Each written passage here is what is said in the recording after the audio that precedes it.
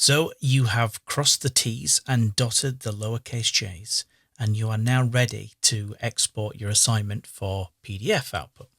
There are two different versions. One is for print, one is for screen viewing. In this video, I will take you through the print version. So the assumption here is that, of course, you are going to be supplying your assignment in a printable format that someone would just print from a consumer level printer, not at a professional print house, of course. You can go up to the icon at the top of the screen where it reads Share when you hover over in the tooltip, and you can choose Quick Export as PDF. When you click in there, it goes into a submenu, and then the one that is named High Quality Print really means in-house print PDF.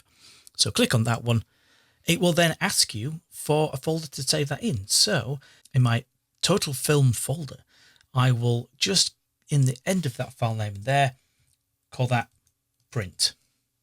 Click on save, and it will then take you to this delightful dialog box, which will read at the top that yes, you are using the high quality print PDF format.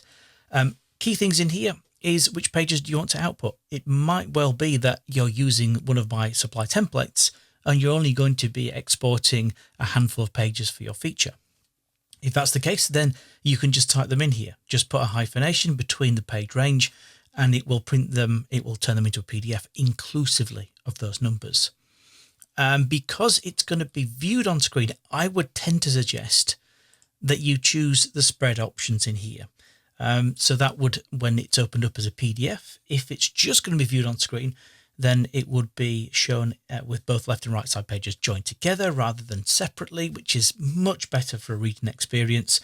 And then should someone decide to print it out, then they can do. But this is really all about the PDF viewing experience and what you're going to include. With that done, go to compression on the left-hand side. So the bit that we're only really concerned with in here is the top group of options called color images. What do you want InDesign to do with the images as it adds them to the PDF? Well, it's going to look at every single one. And if it finds that the images are above 450 ppi, then it will downgrade them to the minimum required for print, which is 300, of course. I would say just swipe over that figure of 450 and change that to 310. The chances are that you'll create a PDF that is exactly what you need, but it won't be quite so high in data. It will convert your pixel-based content to a JPEG, but it will set the quality to be maximum quality JPEG. And that is really all that you need to do in here.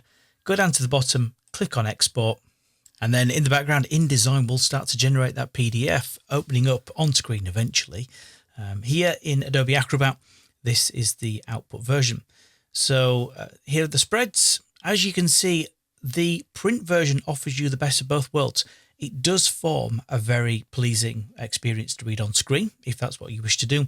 But if you wish to then print it out, you also have that option as well. But that's how you output to a print PDF.